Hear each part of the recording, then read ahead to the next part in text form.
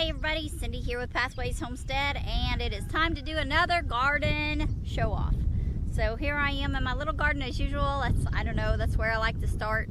And I guess I'll kind of show off what I harvested today from the little garden. So here we have our nice basket of vegetables. I pulled a few beets, I picked some Swiss chard, and there's a few peas in here, but the peas are just about done. As you guys can see, they're getting pretty dried up. They're pretty short-lived plants anyway. Some of them are getting a second wind and putting on more green tops, but we'll just have to see how they do. So my plans today is to go and pull all the radishes. Gary pulled a lot of the lettuce because it just got too hot, and I'll show you that. I'll give you a quick view of the little garden, and then we'll move on to the other places.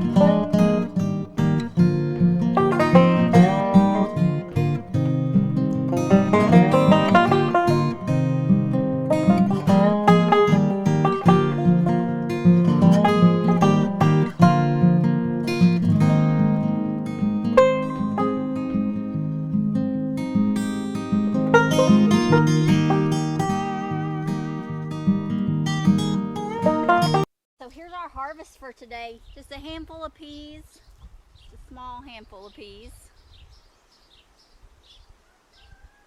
A few chamomile flowers, a bunch of cilantro, a big bunch of Swiss chard. Got a little bit of grass in there.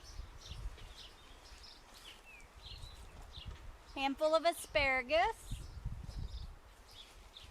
a nice bunch of beets, and then our lovely garlic. Some of these garlic heads are huge.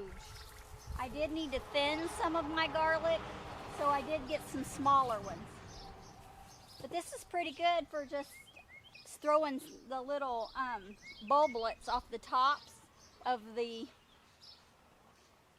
So several years ago, I took the bulblets off the tops of the garlic, wild garlic that I harvested, and I threw it in my raised bed. And so some of these are really nice and big now, and some of them needed thinned. And so we'll see how the other raised bed does.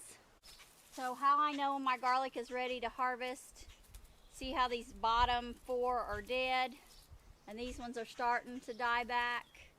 That means it's time to harvest them. I just pull them. I'm going to lay them here on the table outside in the shade to cure. And then I will cut the tops off of them, put them in a basket, and store them under a bed in the house.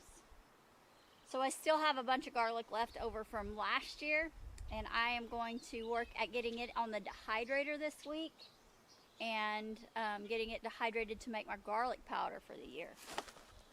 My friend Cindy taught me that. I had been just the wild garlic that I picked, drying some of it and using it, but she said, oh no, just save it over the year, and what you don't use fresh, dry that, because it's already a little bit dry and a lot of the moisture is out of it, and it'll dry faster. So that is what I'm going to do this year. In the past I have canned garlic, and I may do some of that this year. We'll see what time allows. Today I'm going to focus on canning this Swiss chard, or preserving this Swiss chard. I'm going to play with it since this is my first year of growing Swiss chard. I'm going to play with it and see what I like best. The purple bok choy, we did ferment some of that. I might ferment this batch of chard and see how we like it. And the beet tops as well. We'll figure something out to do with them. So I've got a day's work ahead of me. And so I'm going to let y'all go. And I pray you have a blessed day.